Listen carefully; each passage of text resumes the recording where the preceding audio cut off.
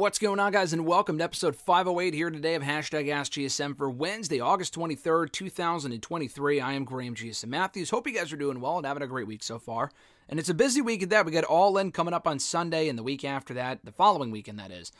We have the All Out pay-per-view in Chicago, the Payback pay-per-view from WWE the day before that. So we got a busy couple of weeks here coming up in the world of wrestling. All exciting stuff from both companies and beyond. I think also this weekend, not that anyone really gives a shit, but the NWA is also having their 75th anniversary show. Again, who really cares? But I do watch and cover that stuff, so I'll be watching at some point. And Impact has their Emergence event that same night on Sunday night. I will not be watching either show. I'm only watching All In that day. I've kind of already mapped out my Sunday. I mentioned this on Twitter yesterday, but I'm going camping this weekend, so I have to find a chance to watch Collision at some point on Saturday night. My internet service sucks, so I'm going to have to figure something out. And the part that sucks, though, is that Collision's on late Saturday night. The pay-per-view is earlier in the day on Sunday. So I have to watch it and hopefully review it, which I probably won't have time to, before the pay-per-view, we'll say. But on Sunday itself, I'm going camping from Friday night through early Sunday. I'll be done by the time the pay-per-view starts, and then when the pay-per-view starts, I'll be watching that. When that's over, it's National Cinema Day, baby. National Cinema Day, watching the Blue Beetle movie that just came out a couple days ago, about a week ago. Going to be going to see that, because I already saw yesterday, actually, the Meg 2 and Haunted Mansion. They were far from instant classics, but I was hoping to watch those. Those were on my list. Got those out of the way. The Blue Beetle movie is the only one left that I haven't seen yet that's on my list of movies to watch. I'll be seeing that on Sunday after All In for $4, which is awesome. Check your local cinemas to make sure that they're doing it, and if so, after All In, I don't think you can watch All In for $4, although that would be awesome. It would be pretty sick if you can go see the any movie, Blue Beetle or something else, that day for only $4. So check your local showtimes. That's my my little promotional code for you, my little advertisement for National Cinema Day on Sunday. But anyway, guys, if you want to send in a question to the show, to this very show, you can do so by tweeting me on the Twitter machine at WrestleRant with the hashtag AskGSM. Find me on Facebook as well, facebook.com/Graham.GSM.Matthews. Drop a comment on the post I usually put up on Tuesday nights, if not in the wall itself. And last but certainly not least, drop a question down below in the comment section on this very video. I'll include your question in next week's edition. We'll start with Joe M. here from YouTube. Their question was, is the reaction to Austin Theory proof that WWE fans truly are the hardest audience to please? For years, we heard fans complain time and time again about WWE pushing older guys and part-timers so heavily, rightfully so at times. Yet when a guy like Austin Theory comes along, who is absolutely everything anyone could ever need to be a top guy in the industry, they look upon him with Baron Corbin level contempt. I agree with parts of your question, and I disagree with other parts. Theory certainly does not have everything that it takes to be a top guy. If I really thought about the current roster, even in AEW as well, I'm sure there are a few people. Theory's a bigger guy. He's not small. He's not like the fucking, he's not a big guy, but he's got stature to him. He's jacked and whatnot. He can go in the ring. He's not the best wrestler on the roster by any stretch. He's quite good, but he's not amazing. He's good enough. But where I think he lacks, though, and you're talking to a Theory fan right here. I like Theory. I do think he has a bright future ahead of him, and this is timely. Not to shamelessly plug here, but I did write an article about Theory and what they should do with him next. Do they push him? Do they put him back in NXT? Do they repackage him?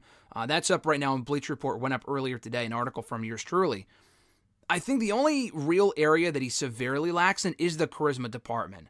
It's not like he has no charisma. I've seen far worse wrestlers in WWE with bigger pushes than fucking Theory, who didn't have any charisma at all.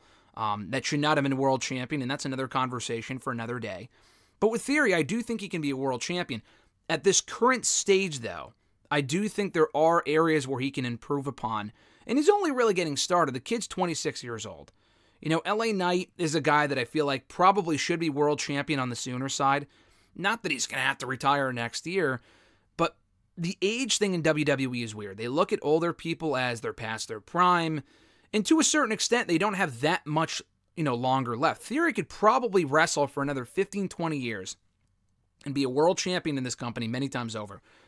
LA Knight does not have that same leeway. He probably has a good 5 to 10 years left, not only physically, but in terms of WWE pushing him at that sort of level. Like Bobby Lashley's been champion in recent years, and he was 44, 45, 46 when he won that world championship, and rightfully so. He was great, and he still is great. He was on the run of his career at that point.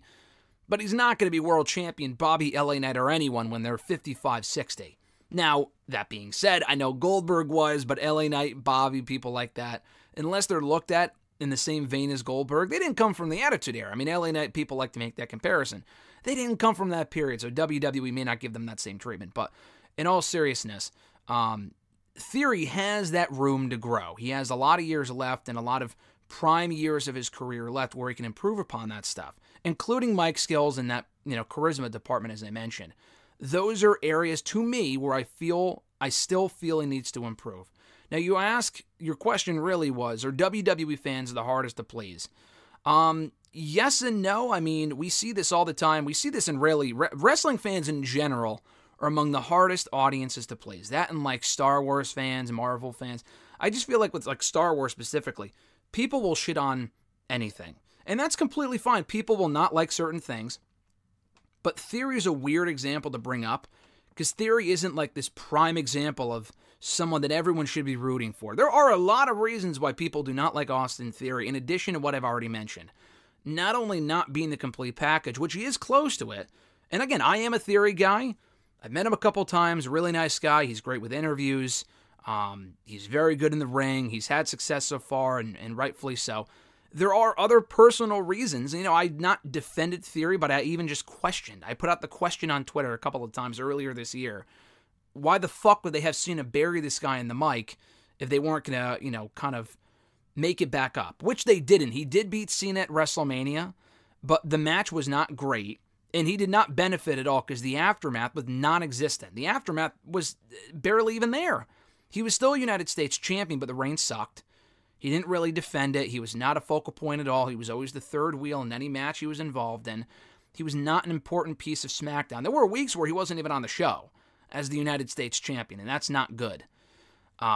But there are personal reasons and stuff that's come out about him, whether it's true or not from years ago, that people do not like him for that reason, and that's completely understandable and justifiable. So there are people who just don't like him for that, and again, you have to be willing to accept that people will not like him for other reasons beyond just wrestling-related stuff. But at the same time, again, Theory's a weird person to bring up because I feel like are people that are more ready for the main event scene than Austin Theory right now, that they are just not doing enough with. LA Knight, before he got really, really over, was one of those guys where I feel like he could thrive at a main event level, and right now he's feuding with The Miz, which is fine for now. Beyond a certain point, he really should be at that main event level while they can capitalize off this popularity, while he's still in his prime years of being on the mic, in the ring, and before, injuries do a number on him or whatever, which he hasn't really had a lot of injuries over the course of his career, to my knowledge, which is great. But at the same time, though, I just feel like he's a guy that I would rather see at that level right now more than Austin Theory. Sami Zayn, Kevin Owens, two guys that really have it all and that could be viable world champions in this company, should be at that level currently over Austin Theory. They have more of a connection with the audience. We also don't know a ton about Theory in his background on WWE television. He really hasn't had a chance to talk about that. He's been a comedy character before in The Way, and that was fine. But in terms of giving people a real reason to give a shit about him, aside from connecting or rather aligning with Vince McMahon about a year and a half ago, that gave people enough of a reason on screen to not like him, in addition to being paired off with other fan favorites and winning Money in the Bank and doing heel tactics and cheating and whatnot. He's a pretty generic heel. Again, I like Theory, but there is no denying that he's a pretty generic heel. Until they can develop that character, and also the booking has failed him as well, until they give him better booking, he won't really get over at that level. I don't think he's quite at Baron Corbin's level yet. Baron Corbin, first of all, is great. I think Baron Corbin is very, very good. Another great dude. I met him before multiple times and interviewed him a couple of weeks ago, actually, which I'll put up here on the channel at some point. He was quite great as well. Baron Corbin's a guy that was never going to be world champion 5 times over. I would have rather seen Baron Corbin as world champion in 2017 over fucking Jinder Mahal. I mean, that's just me personally. I just feel like I know why they did the Jinder thing for like that audience and whatnot. They thought they could make money off it, which they might have at that point. Ratings-wise and house show-wise, I'm not sure that SmackDown was exactly thriving at that point. Would they have thrived with Baron Corbin on top? Probably not, but I'm sure you could get better promos and matches out of Baron Corbin than fucking Jinder Mahal in 2017. after a certain point, people started to look at Baron Corbin like Dolph Ziggler, where he's not great in the ring. I mean, Dolph is amazing in the ring. Baron Corbin isn't the greatest worker. He's very good, but he'll never be world champion. But the reason why people just stopped giving a shit about Baron Corbin was the booking. Theory has been failed by the booking a couple different times, but not as often as Baron Corbin, who has had a lot of accomplishments to his credit, but they never really pushed him in a meaningful manner or gave him the right character. It's just a different thing. Baron Corbin had a lot of different awful characters.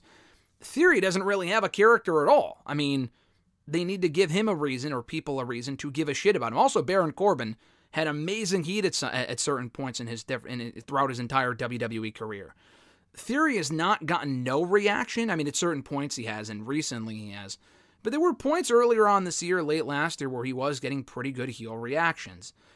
He would die to have the Baron Corbin heat that Corbin had when he was king, when he came back, 2019 Baron Corbin heat. Corbin was extremely over at various points in his career. 2018 Authority Baron Corbin, which again I didn't love, but the guy was getting reactions. He was a great heel. He knows how to play that role exceptionally well.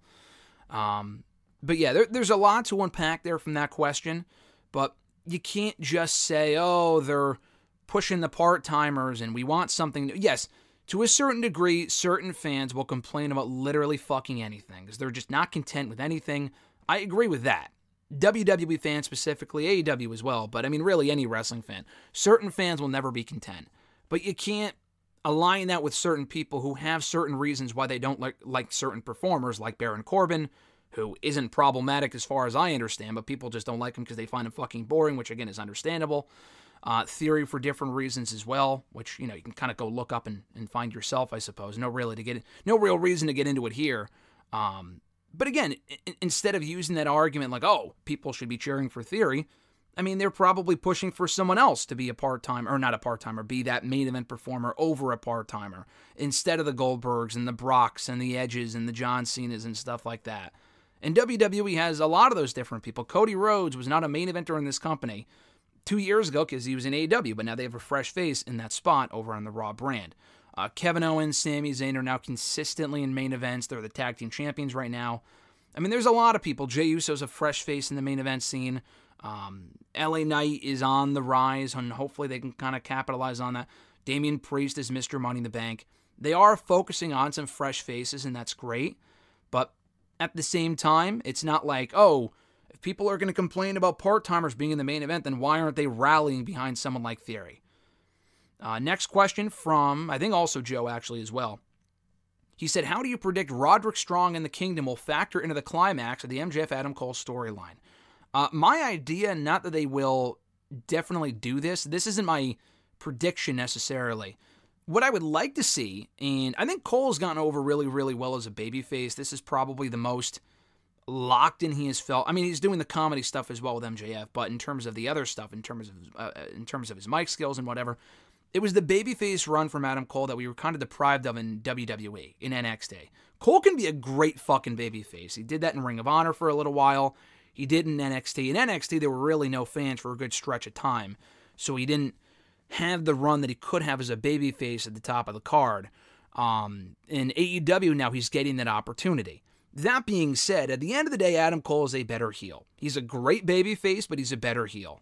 They don't have to turn him anytime soon. If they do turn him, they have to turn MJF babyface, and I'm not sure that they're quite ready for that yet. That's my whole holdup here. But if they are, and they are ready to turn MJF babyface, you turn MJF babyface by turning Adam Cole heel and revealing that the Roderick Strong tension with Cole and the Kingdom and whatnot was all a ruse, and they help him win the AEW World Championship on Sunday, or at All Out, or whenever they want to do it. I don't know if there's I doubt they do a fucking non-finish in the main event of All In front of 80,000 people in Wembley. That'd be very dumb. I don't think Tony Khan is that stupid. You can do kind of a convoluted finish that sets up a rematch for next Sunday. I mean, the easy option would be to do Punk and MJF at All Out. Where does that leave Adam Cole? Does he face Roderick Strong? Does Roddy turn on Adam Cole? Whatever. Yeah, that's possible. But then to do MJF and Punk on 1 week's notice, I know they already feuded from 2021 to 2022. That should get more build-up and not just be, thrown by the wayside just because, oh, MJF and Cole's the bigger story. Let's also give you Punk and MJF. That deserves a real build-up as well, beyond 1 week. But, yeah, I think Cole linking up with Roddy and the Kingdom as kind of a undisputed kingdom type. Is that a, I mean, I know we have the United Kingdom. No, that's a country.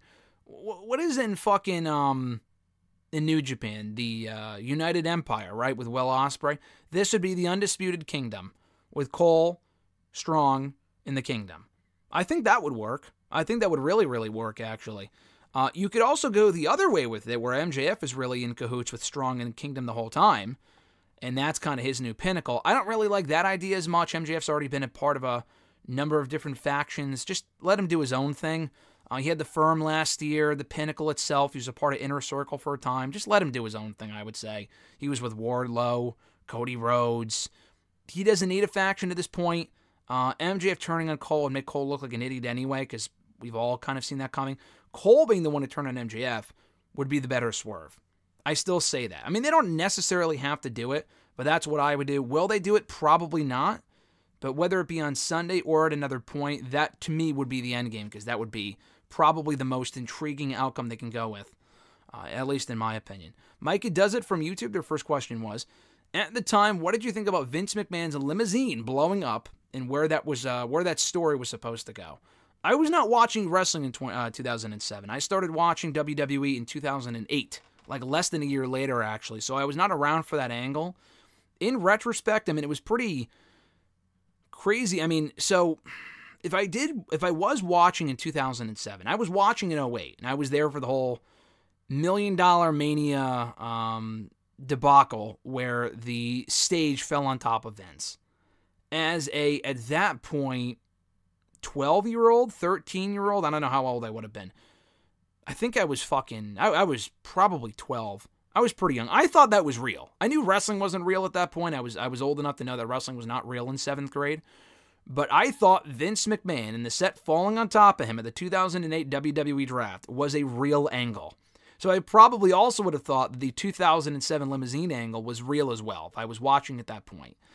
In retrospect, both are pretty fucking dumb. I mean, they pulled it off amazingly well at the limousine. The set stuff the following year, in retrospect, looked very stupid and staged and dumb. In 2007 with the limousine, the way they pulled it off, which I'm still not 100,000% sure how they did that exactly, with the foot going into the limo and then going out and then going back in and blowing up, blah, blah, blah. It looked awesome. It looked awesome. It got people talking. Apparently, which I think this is real, I think Trump thought it was real, and he called WWE to make sure he was okay or pay his respects or something before finding out that Vince wasn't actually dead. I think that's a real story. Anyway, where it was supposed to go, I think, was Vince. He was always going to come back. He was not going to be killed off forever. He did end up coming back because of the Benoit stuff.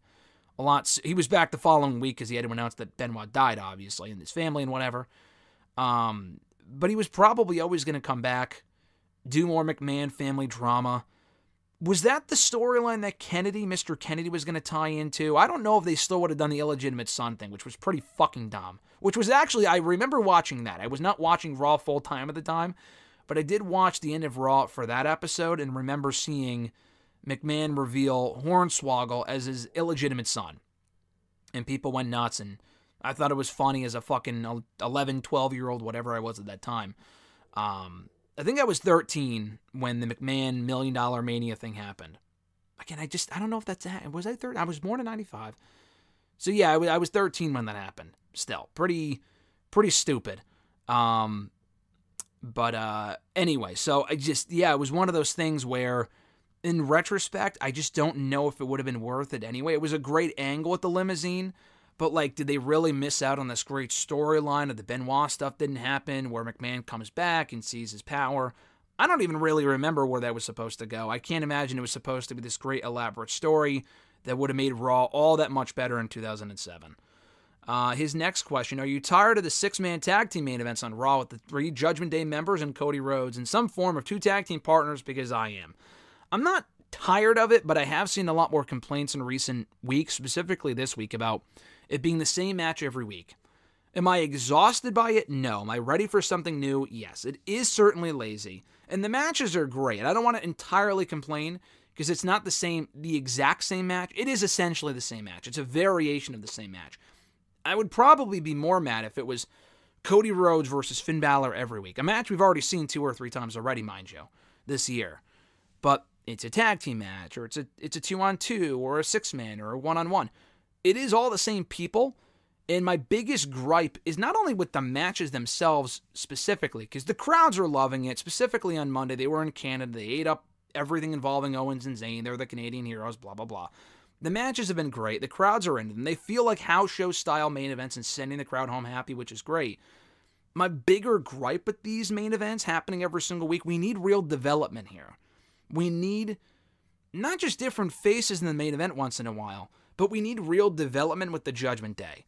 Where is this? We kind of know where it's going, with the tension being teased, with the Judgment Day and Balor and McDonough maybe joining instead. McDonough was gone for months, and all of a sudden he's on the show again.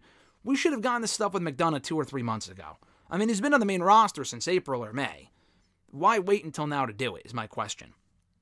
I mean, they really were just killing... At this point, they're just killing time. The storyline is moving at a snail's pace. I'm all for long-term storytelling, but we're not getting significant development on a weekly basis. It's really just the same stuff every week. That's my bigger problem. If you're not moving the storyline forward, like with the Bloodline stuff, at least people say it's been dragged out, and there they have an advantage because Roman Reigns isn't on every show. But the Bloodline stuff, for the most part, they were in holding patterns at certain points in the last 3 years, which had started essentially 3 years ago today, I think, when Roman Reigns came back at SummerSlam, either 3 years ago today, or I think it was 3 years ago today, and not yesterday. There has been significant developments and real progression on that front with every SmackDown that they've appeared on. With the Judgment Day, they're on every show, so they don't have that same luxury of allowing it to play out over the course of a couple months because Finn Balor's not always around. No, they're on every show. There should be more development. We need to move forward with this thing so we're not getting the same people in the main event in the same matches or the variation of the same match every week on the show. That I agree with. His third question, with John Cena returning, is this the perfect time to do John Cena versus Gunter in an Intercontinental Championship match? If not, who do you want to see him face? So, Cena is coming back on SmackDown next week, and then he's working the Superstar Spectacle show the following week. I still think that they're going to tape that show and put it up on Peacock at a certain point. That's what they did with the last one, which no one's obviously going to remember. I'm an idiot, and I watch everything because I'm an idiot. I'm a mark. I watch everything that WWE puts out, AEW, for the most part as well, and I'll review it and whatever. I watched and reviewed the first Superstar Spectacle show they did back in early 2021, almost 3 years ago, which is crazy. They did one then, and they put it up on, not Peacock, this was pre-Peacock, they put it up on the network soon after. Now, they didn't film it in India, but it was an Indian-based show with a lot of their Indian talent, and they filmed it in the Thunderdome at that point. This is actually taking place in India, and it's a big show for them because John Cena is on the card. It's being filmed the same day as SmackDown, so it's not like they can do it live and then have SmackDown. I mean, I guess they could if they aired it like in the middle of the day on Friday. They could have 2 shows in the same day, I guess. That event and then SmackDown. I'm not expecting it to be live, but I would be surprised if it never made the air at some point on Peacock, because WWE loves their content, and you know they already have the money from Peacock, so they don't necessarily have to put it up, but it would just make sense if you have fucking John Cena on the card. It's not some ordinary house show where it's going to be the Judgment Day and another 6-man tag team match in the main event. It's going to be Cena on that card, which is a pretty big deal because he doesn't wrestle often nowadays. I could see it being him and Grayson Waller. They'll probably set it up next Friday on SmackDown because they already had the interaction once before Money in the Bank. Waller's not doing anything right now. Could they do him and Gunter? Yes. If they're not filming this and they set it up on... I mean, Gunter's a Raw guy. I know you said in your comment on YouTube, oh, I mean, they're doing LA Knight and Miz right now. I agree. They could do interpromotional shit. The draft doesn't matter. You know, the brand split stuff they don't give a fuck about, so why should we?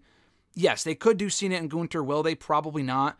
Because Gable just beat Gunter. So we know that we're getting that rematch either on an upcoming Raw, maybe right before Gunter breaks the record, or a Payback. The Superstar Spectacle show is after Payback, so I guess you could finish up Gunter and Gable and then do Cena and Gunter at the Superstar Spectacle show in September, which I think is after Gunter breaks the record. I'm pretty sure he breaks the record on the 8th or the 9th. And I think that show is on the... I mean, if it's on the 8th, the day that he breaks the record, then Cena and Gunter would be awesome. The issue is that we would already be spoiled by the result if they're not filming that show. That's the problem. I mean, yeah, you could do Cena and Gunter on that show, but we're already spoiled by it if they're not airing it live. So that's probably why I wouldn't waste it there. I know Cena put up the picture recently of Gunter on Instagram, and that's cool. That's a match I do want to see. If Cena's coming back to put people over like Theory, hey, put that same effort into getting fucking Gunter over. I mean, he's already over, but like cementing his legacy that much more by beating someone of Cena's caliber. That to me would be worth it. The match could be interesting. Cena could just get fucking killed the entire time by Gunter. It'd be a different style of Cena match that we haven't seen in a while, so I'm all on board for that. Probably not for that Superstar Spectacle show, though. It would probably be Waller. Cena beats Waller in a pretty basic match, a house show style match, even more so than the Cena house show style match that we got at WrestleMania earlier this year. So I'm thinking Waller. A tag team match, I think Sean Ross Sapp tweeted this. LA Knight and Cena versus Grayson Waller and Miz seems like it writes itself. I mean, that sounds awesome, honestly, because Miz and LA Knight are already feuding. Cena can kind of get revenge on Theory, and he can pin Theory now because they're in a tag team match for what happened at WrestleMania. And you get Knight and Cena getting the rub from each other. Cena's in the ring with one of the most popular guys in the company. Same thing with LA Knight and John Cena, the other way around. So I think that's probably the best possible match you can do. Waller and Theory versus Knight and Cena. Cena doesn't have to work a singles match. He's returning on short notice anyway. I can't imagine he's in in-ring shape regardless currently. That Mania match was not great, so a tag team match might be the way to go. A lot like that tag team match that he worked at the Superstar Showdown show back in October of 2018, almost exactly 5 years ago. I think it was him and Bobby Lashley, actually, versus Elias and Kevin Owens. It's such a random match, but they were able to do that. It worked, and people liked it, blah, blah, blah. This could be something similar where Cena works a tag match, working with Knight. He helps get him over. You get the Cena Theory payoff. Cena and Waller had their interaction in Money in the Bank. To me, that's the match that you should do. Chris L. from Facebook, his first question was, would you consider the Zoe Stark experiment a massive failure so far? She was given so many opportunities in NXT due to Shawn and Hunter loving her, but she wasn't that over with the fans, and even though she turned heel, she still struggled to get over. Now that she's on the main roster and is a piece of the Trish and Becky storyline, is it safe to say that she wasn't worth all the hype, or is just another one of the NXT students, who are good in the ring but lack personality and charisma? I mostly disagree with your question. Mostly, not entirely. She does lack charisma and personality. I think she's done a better job. They've done a better job of bringing that out of her on the main roster with more promos and vignettes and giving us a reason to kind of get familiar with her and care about her. More than, honestly, they ever did at NXT. I feel like the most vignette work they did with her in NXT, she was cutting promos on the show that weren't great. Her promos still need a lot of work. They've improved. But like the most personality that we saw out of her, and those segments sucked, was when she was getting like Asian food with Io Sky on the show, when she was still Io Shirai, when they were tag team partners like 2 years ago. That sucked. That was terrible. And they never really did anything like that with her again. Honestly, I've enjoyed her main roster run more than I did in NXT. She is much better as a heel than as a babyface. And you're talking to someone right now who do not give a fuck about Zoe Stark in NXT for the most part, up until she went heel. When she went heel, I said she's a much better heel than she is a babyface, and we're finally starting to see what she can do. She was having better matches. Her matches and her in-ring skills were never really in question. She's a very good worker, but she's not on the same level in terms of star power and appeal and anything else as the same level as any of the four horsewomen, but even Rhea and Bianca and Asuka. All of those women are bigger stars than Zoe Stark. Zoe Stark is not the person you're going to build a division around, but she is someone that could be a women's champion at some point, work with all of those women, and give them their best matches, as other people have said. And I completely agree with that. I honestly think she's doing the best work, and it's not a very high bar because she's only been around for 2 years and hasn't done a lot. But the stuff that we've seen from her on the main roster, she beat Becky Lynch. Was it clean? No, but she still beat Becky Lynch a couple of weeks ago on Raw. She's having good matches on the show. She was in Money in the Bank. She's all over Raw every week with the Trish stuff. The Trish and Becky feud has not been good. That I agree with. I said that on Twitter the other day. And honestly, the performers involved, Becky and Trish specifically, bear some of the blame for that. Trish's promos are just terrible. Becky's clearly not lost a step, but she's just doesn't have that same edge that she did at one point. Even when she was a heel, but like from 4 years ago or 5 years ago, right before she got pregnant even, she had more of that like aura about her than she does now. Currently, she just feels like another woman on the show. And the matches have not been good. They don't really have great chemistry. The program needs to end. Honestly, to me, I completely disagree in the sense that the experiment's been a failure. She has benefited more from this feud than either Becky or Trish have. And she had a lot more to gain than they did, but I feel like she has gotten over. She's not over. She was not over when she first came up, or not over in NXT initially. But she's gotten over. She gets decent reactions. She needs more mic time. She's all over the show. She's working Becky Lynch next week. And to me, I've said this before with RJ on WrestleRant Radio, to me, she is the biggest and best call-up they've had of this recent batch since the draft. I mean, who else has benefited as much as Zoe Stark? Grayson Waller, maybe, because he's all over SmackDown as well. He worked his first match in the show with Edge. He hasn't won a fucking main roster match yet, I don't think, but Zoe Stark has. She beat Becky Lynch. And again, she's getting consistent television time alongside Trish, and she's benefiting from being aligned with her. Who else would you even put in that conversation? JD McDonough was barely on Raw up until recently. Apollo Crews, no, he ended right back up on main event. Who else got called up? Indy Hartwell, we've barely seen her on the show. Indu Sheer, haven't seen him in weeks.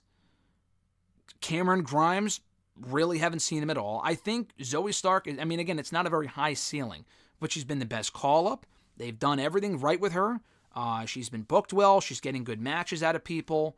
She's being able to show what she can do. She's improving. Some of the promos she has cut have not been great. I agree with that. But to say she's not over at all is not exactly accurate. And when she went heel, she improved a lot, and I think she's been the best part of this whole program with Trish and Becky. The question is, can they sustain that when the storyline is over? That I am worried about.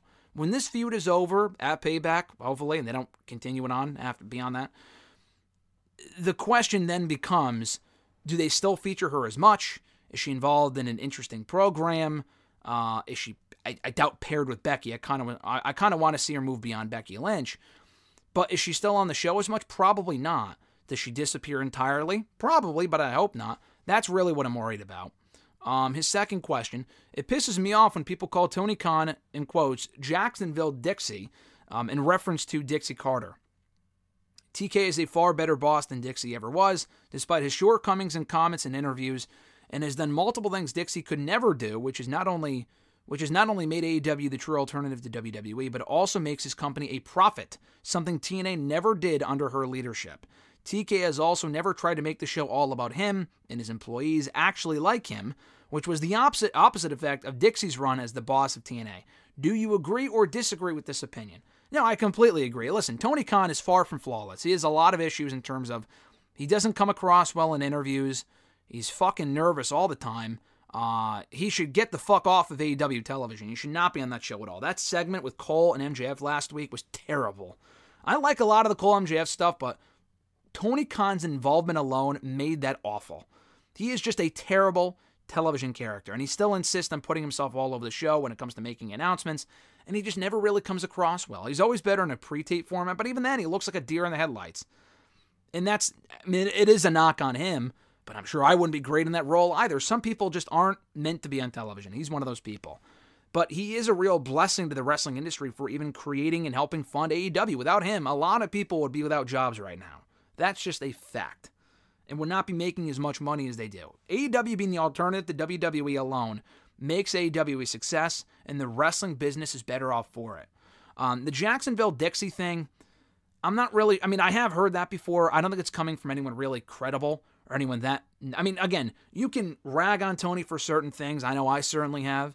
I haven't called him Jacksonville Dixie because there are a lot of differences between the two for all the reasons you mentioned. So a lot of the people calling him that are probably anti-AEW fans anyway, don't like anything they do, hate everything that Tony Khan does, and they're just looking for any reason to shit on the guy. Again, you don't have to like Tony Khan, but if you're calling him a Jacksonville Dixie in that sense, like in a serious manner, if you want to joke about it, I guess in certain ways there are some very minor similarities. Are they the exact same? Absolutely not. Again, for all the reasons you mentioned. And his third question here, Dark Side of the Ring just finished up their 4th season, and it was another strong season. I was especially taken aback by the Bash at the Beach 2000 debacle, despite the fact that I have known about this embarrassing moment in wrestling for more than 19 years. I was taken aback by Each of the parties involved looking awful in hindsight. My question is, what is your favorite episode from each of the 4 seasons and why? That's a great question. Shameless plug here, I have watched and reviewed every episode of the show so far, seasons 1 through 4. I didn't really start watching Dark Side until right around COVID started in 2020, but I went back and watched season 1 right before season 2 started in 2020, so all my reviews of season 1, 2, 3, and 4 are up there. I would review seasons 2 and 3 and 4 as they aired live, mostly 3 and 4. 2 I kind of was a little late to the party on certain episodes, but 3 and 4 I reviewed in real time, and I put them up here on the channel after they air a couple days afterward. But anyway, my favorite episodes from each season. Episode 1, or season 1 rather, was only 6 episodes. It was a good season. It was a good introduction to the show. My favorite episode, the Montreal Screwjob one. I mean, the Montreal Screwjob has obviously been done to death. The back and forth between Cornette and Russo alone was such a mess that it was entertaining. My favorite episodes, and again, I put that in quotations because they're all fucking depressing. The Killing of Bruiser Brody and the Von Erich one. Those 2 were great. Specifically the Bruiser Brody one, because I didn't know a lot about him and his murder and his death and whatever. The Von Erichs one was just fucking depressing. But probably the Bruiser Brody one. Season 2 was definitely, to me, their strongest season. The Benoit episodes were excellent. I showed those to my family who knew Benoit, but didn't really know about the murder to this extent, and they enjoyed it as well, and they're not wrestling fans. The Brawl for All episode, again, such a mess, but it was an entertaining one. That one I liked a lot. And the Final Days of Owen Hart was also a really, really well-done episode to close out the season. Season 2 was great. Season 3 had a lot of filler ones. It was a good season overall, but a lot of filler. And had 14 episodes too, which to me was just too many. The Brian Pillman episodes to kick off the season were great. Those are probably my favorite ones. And the Plane Ride from Hell was bad. It was very bad because it made a lot of people look bad. The whole thing was bad. I don't know if I would call it one of my favorites, but I would rewatch it just because it was so bad it was funny in terms of some of the shit that people were saying, specifically Ric Flair Ric Flair, but he wasn't interviewed for it. Specifically like Tommy Dreamer and people like that. It made a lot of people look bad. That was quite the trip, no pun intended. So Plane Ride from Hell and the Brian Pillman ones from season 3. And then season 4, which just wrapped up. A good season overall. My favorite ones. Not a lot of standouts. Probably Bash at the Beach, because again, it was such a mess. I like the Vince Russo and Bischoff tales and everything else. It was just terrible. The way that whole thing went down. So probably Bash at the Beach. Beyond that one, I like the Chris and Tammy one. That one was well done. I knew a lot about Tammy's story, not so much about Chris Candido. So probably Chris and Tammy, and then Bash at the Beach. And then the Marty Jannetty one was also quite wild as well to close out the season. That was an entertaining one for the wrong reasons, I would say. And those are my favorite episodes from each season. Next question, also from Chris. He's got 4 questions here. He said, buy or sell and what you think the better match is between 1993 and 94 Bret Hart. Him facing 03 Brock Lesnar or 02 to 06 Wrestling Machine Kurt Angle. That's a great question as well. Either match would be great. I feel like the obvious answer is Kurt Angle, and I will go with Kurt. But I think 03 Brock, Monster Brock, against 93, like pre-all suplexes Brock. 03 Brock was doing suplexes, but he was doing a lot more than that. And he was also a fucking monster. Bret Hart has gotten the best matches out of a lot of giants in his career. Specifically Diesel from, I think, Survivor Series or Rumble. I forgot which match it was, or both matches were, or whatever. He had Diesel's best matches from what I've seen of Kevin Nash and Diesel from that point in his career. So him and Bam Bam Bigelow, right, were they not the finals of the King of the Ring in 93? He worked with a lot of giants and gave them some of their best matches, Yokozuna being another one. Brock Lesnar did not need to be carried, but I just feel like in terms of the story that could be told, Brock and Bret would be great. I would probably go Kurt, because Kurt and Bret is like an all-time dream match we never got to see. I don't think people think, oh, Brock and Bret's a dream match. It would be an amazing match. But in terms of a match people have fantasized about forever, it would probably have to be Kurt and Bret. But Brock and Bret would also be a very close second. No L from Facebook. Do you think Edge is done with WWE, or do you see him doing another run in WWE or going to AEW? I honestly do not know. I really don't. I do think there's a decent chance he can go to AEW. It would just seem weird to me in the sense where he's done these interviews talking about his body's breaking down, he can't do this at the same level anymore, blah, blah, blah. And then what, he goes to AEW for a full-on run? Like, I don't know. I mean, money's not an issue. WWE ain't paying him peanuts, so I don't think he goes to AEW. I just think he would only go there to work with Christian and get one last, like, tag team run with him out of it. Again, like, I mean, I guess that would be easier on the body than working the singles matches he has since coming back. I don't know. I mean, it's not like, oh, WWE or nothing, but I don't really see the benefit of that. I just feel like everything he could really have out of this last run, he's gone. Even reuniting with Christian to the Royal Rumble in 2021, they never teamed. Christian, that was a one and done for Christian, unfortunately. He went to AEW soon after. But that would really be it. I mean, I guess maybe closing out his career with Christian would be a nice full circle moment for him, like teaming with him and then maybe one more singles match. I just feel like in AEW that wouldn't really be a focal point. They have so many issues with the roster in terms of like what they're focusing on, who they're not focusing on. I don't know. They already have Sting. Sting, I guess, is winding down as well, but I don't know. I'd rather that not happen. I'd rather see that happen in WWE, but I don't think that's going to happen.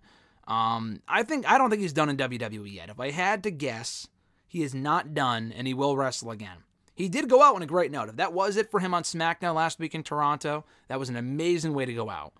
But I also would think he might want to go out with one more WrestleMania match and retire there, maybe put someone over on the way out. He did not put over Sheamus. So it would be nice to see him put over someone else on the way out, like a fresher face or whatever. And they could do that at WrestleMania. Maybe WrestleMania 40. So no, I don't think he's done. I do think he'll stick around in WWE, but he won't wrestle for a while. AEW is a very real possibility, because again, I never thought Daniel Bryan would leave WWE and go there, but he did, among other people. So it's certainly a possibility. I just don't know if it's the best idea. I don't know. I'm not really clamoring for that, but it also wouldn't be terrible either. I guess we'll just have to wait and find out. At Reborn Again, John Ritland from the Twitter Machine and on YouTube, Real Honesty with John Ritland. Check out his content because it does great work. His first question was, since we're so close to All In and All Out, what are the chances that the buy rates for both events suffer because of their close proximity to each other? I think they will. I saw a stat this morning. I don't know if this is accurate. Did Meltzer or maybe Andrew Zarian or someone like that, I think it was Andrew, did they not report that All In has already sold like 90,000 domestic pay-per-view buys? That might be accurate. I mean, like for Bleacher Report, like is that what you're talking? I mean, I guess not pay-per-view. I mean, I don't know how many people are still watching on fucking pay-per-view, but like 90,000 people have already bought that show. How many pay-per-view buys did they typically do? I honestly don't remember. Is it 100,000? Is it 150,000? I don't remember. If it's like 150,000, then already selling 90 would make sense. But yeah, I don't think the all-in rate is gonna. I don't think the all-in buy rate will suffer because it's not like I can't imagine many people are thinking, oh, I don't want to buy All In because I'm holding out for All Out. That's going to be such a great show, which I'm sure it will be, but it's like we don't even have a fucking card for that show yet. We have Hobbs and Miro, and then Allen and Luchasaurus for the TNT Championship. That's it. And I'm sure it will be a great show, but I'm sure there's not a lot of people thinking, if you had to pick one over the other, it would be All In. It's a historic show in Wembley, their first ever show overseas, 80,000 people. I mean, which fucking show would you rather watch? You know what I mean? Not you specifically, John, but just anyone listening in general. Just a general question. It's probably All In. So if you had to choose, All In will be fine. All Out, maybe not so much. I could certainly see the buy rate for that suffering if they're not doing some sort of combo deal, which it doesn't sound like they are. All In's this weekend and All Out's next weekend. If they were going to do that, they would have announced it already. So I don't think they are. I think the buy rate for All Out will suffer on a one-week build and people already spending $50 in the show the week before. I'm sure the number won't be awful, but it will not be as high as it probably would normally be due to the circumstances. John's second question, what do you think the end game is for Rhea Ripley's reign, and how do you think it's been booked so far, such as who would beat her and when? I feel WWE's kind of fumbled some of her reign, but when she's allowed to be in the ring, she shows why she has earned this title. Yeah, we've talked about it before, but the booking of Rhea as champion has not been ideal. I mean, I just feel like people always have something to complain about when it comes to specifically the women's titles reigns. I guess it really comes to any title reign, but with the women specifically, I mean, Becky's reign, it was too boring, she lost steam. Bianca's reign, it got boring, she lost steam. I mean, I know not everyone should be champion for a year, but I mean, these women have done great work. Becky's reign was great overall. Bianca's reign was great overall. She needed the change by the end, but her reign overall was great. And Rhea Ripley's reign has not been great, but Rhea herself is great. She's all over Raw as part of this Judgment Day thing. She's someone that does not need to wrestle every week. I don't need to see Rhea Ripley and fucking Nikki Cross against Candace and Indy every week on Raw. Like, she doesn't need to wrestle every week. It's not a Rhea Ripley problem, people blaming Rhea as champion. It's not Rhea Ripley. It's the women's division surrounding her. And it's not on the fault of the talent. It's the fault of the company for not, as I've said before, making credible contenders to challenge Rhea. The best they had a month ago was fucking Natalya. Does Natalya really need to put over Rhea Ripley and elevate her? No, Rhea Ripley beat fucking Charlotte Flair at WrestleMania. She doesn't need the rub from Natalya. And we haven't seen Natalya since. Go figure, which I'm not surprised at. I'm not complaining about either. But, like, that was the best they had coming out of the draft was fucking Natalya? They have Candace. They got Tegan. They've got Nikki Cross. Like, you can't make any of these women mean something. Piper Niven, Chelsea Green, Sonya Deville. The list goes on and on. As we've said before, and I hate to sound like a broken record, it feels like, to me, they're holding out for Becky Lynch. I've been liking what we've been getting from Rhea and Raquel. They're building up that feud. Candace and Indy don't even matter in the meantime. But, you know, we're not getting competitive matches out of Rhea, but Rhea should be beating Candace and Indy if they're not going to be presented as anyone important. She should be probably squashing them. That makes sense. But they've been building up Rhea and Raquel for a while now. Liv's a ready-made challenger when she comes back. And then at some point, you got that Becky Lynch bullet in the chamber. I don't want Becky beating Rhea. I really don't. As far as the end game, who can beat her? I've said before, Liv Morgan, that's not a very popular opinion, I don't think. I just think it makes sense from a storyline standpoint, but that's just me. Certainly not Raquel. I don't want to see Raquel take the title. I just don't. She's just not interesting right now. She's gotten better with what they're doing with her currently, but it's still not great. You know, Liv never really got a run with the SmackDown Women's Championship. She did, but let's face it, she didn't really. Her reign was not amazing or memorable by any stretch. Becky taking the title, I'm just kind of good on Becky being champion again for a while.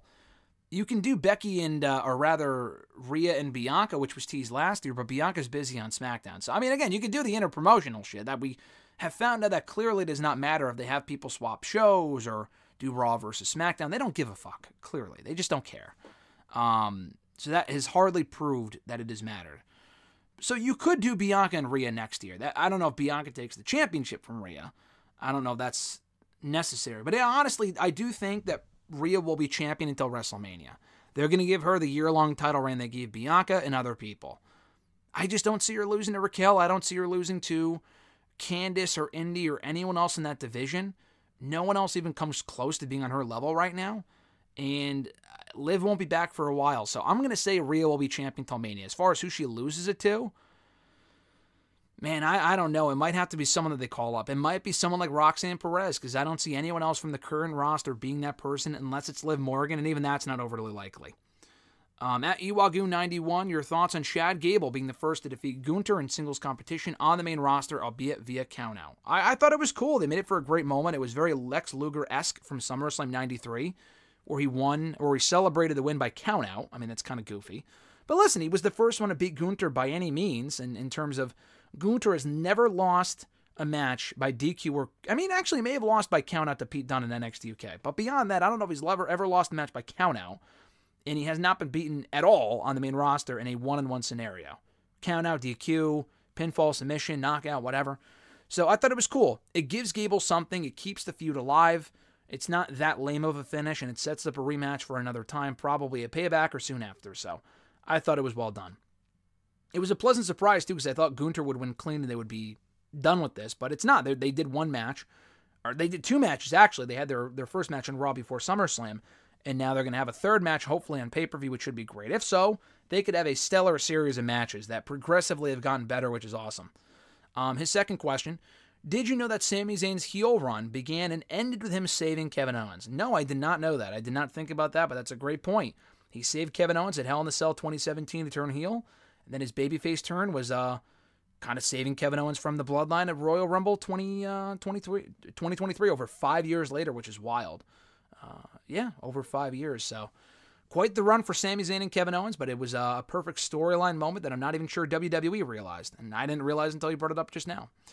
His third question, did you read that had Bryan Danielson not gotten injured in his match with Okada, he would have had the long-awaited rematch with Kenny Omega at All In? I did see that. That's a bummer. That match is not happening. It would have been better than Kenny Omega against, I mean, they're feuding with him. He's feuding with Takeshita right now. But the 6-man, I mean, that's so fucking random. It sounds like it's a fun match. Him, Ibushi, and Page against Robinson and White and Konosuke. That's a great match and all, but, like, it's just fucking, that's like Dynamite level shit to me. I'm sorry, but it is. I mean, we see multi-mans on Dynamite constantly. And Konosuke and Omega 1-on-1 is not an all-in match. That's more of an all-out match. But Danielson and Omega would have made sense because they were coming off the Elite and BCC feud anyway. So that could have really wrapped it up after Omega and Danielson were involved in Blood and Guts. I mean, actually, Danielson was not in Blood and Guts.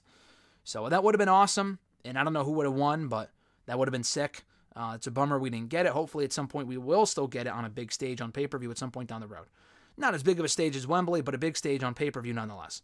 At E13A from Twitter, last couple of questions come from them. Their first question was, do you consider yourself a nerd? I guess so. The word nerd is kind of a weird term. And it's not a weird term, but like, I mean, what even constitutes nowadays as a nerd? Like, is it because you like Star Wars or Pokemon or, you know, Marvel? Like, I'm a massive wrestling nerd. I mean, that much is for certain. As far as just in general, like, yeah, I guess I would be. Again, what that definition even really means nowadays, because it's kind of, I don't know, I don't want to say it's cool to be a nerd, but it doesn't have that same negative connotation that it had maybe 20 years ago. So, I mean, even then I was probably as well, but especially now, yeah, for sure. I like all the nerdy shit, like wrestling, Marvel, and Star Wars. I mean, how could I not be? His second question, do you think that Candace LaRae has been used well in WWE and has been more than Johnny Gargano's wife? And he said he's phrasing it like that because if you remember her introduction to the Mae Young Classic, she emphasized not wanting to be defined by her husband. No, she's not been used well. In NXT, she had a good run. She was there for years, but since coming back to the company in 2022, about almost exactly a year ago, she's not been used well at all. She has been just another woman on the roster. She's had a couple good matches here and there. She hasn't really had a single storyline. The Nikki Cross shit went nowhere. She gets squashed most of the time, and she plays that role well, but I know Candace is capable of more than that. She had some great matches in NXT for the Women's Championship, some non-title matches with Io Sky that were excellent. She really had a chance in NXT beyond the Johnny Gargano stuff to show what she was capable of, and we have not seen that really at all on the main roster. And that's a bummer. She's just really there to fill out the division and give people like Rhea and other people like that more people to beat. That's really the role that she serves right now. I think she could be better than that, but so far her return run has been a bust. What do you remember most about WWE in 2013, he asks. In 2013, the first thing that comes to mind is the Bryan versus Authority bullshit, because that was when it started, albeit not until August at SummerSlam, but it was 10 years ago, a couple days ago, that they did that angle at SummerSlam 2018, or 2013, and it was an amazing angle. It was my favorite, probably my favorite SummerSlam ever, honestly. Overall, just an excellent show. They had Brock and Punk on that show, Christian Del Rio, Cena and Bryan, that great swerve to close out the show, just an amazing event. But then it went all downhill from there. September, October, November, December were literally the dark days of WWE. I remember being in college, and I've told this story before, but Battleground 2013, that was the first pay-per-view in probably 3 or 4 years I did not go out of my way to watch. Because, and I could have, I had a choice between doing homework, which I have skipped school projects a lot over the years because I was watching wrestling. I would wait until after the show was over or just not do it at all. And I would go watch wrestling instead. I was in college. I could have afforded to miss this assignment. I said, I'm doing my homework instead, and I am not watching this fucking show until Monday. I wasn't on Twitter at that time anyway. I was taking a Twitter break, so it didn't really, like, spoilers didn't really matter to me, although I stayed off websites and stuff. But I'm saying, I just said to myself, I just don't care. I really just don't care. That entire period in late 2013, early 2014 was rough. That was probably the most disillusioned I have been with WWE ever. Because at least in like 2010 and 2011 and stuff at certain points, when the product was ass, I was still a kid and I would enjoy it anyway. Like I'm more of an adult by 2013 and I'm thinking I was still involved with wrestling and covering content and stuff. That was my whole brand and everything. But I'm thinking I just don't care about this shit. It's just fucking terrible. It's just not good. So I remember that. I remember Mania 29, which sucked. Mania 29 was just terrible. I remember The Rock coming back. The summer I remember being great. And then it kind of went downhill after SummerSlam. I just remember The Authority. The Authority dominated the show. at the end of 2013, and it sucked. It just absolutely sucked. The Shield also killed it that year. That was one of the bright spots of 2013, them and Daniel Bryan. But that was about it. Last question from Emmanuel here. Do you remember the WWF, WWE UK pay-per-views from the late 90s, early 2000s, Rebellion, Insurrection, etc.?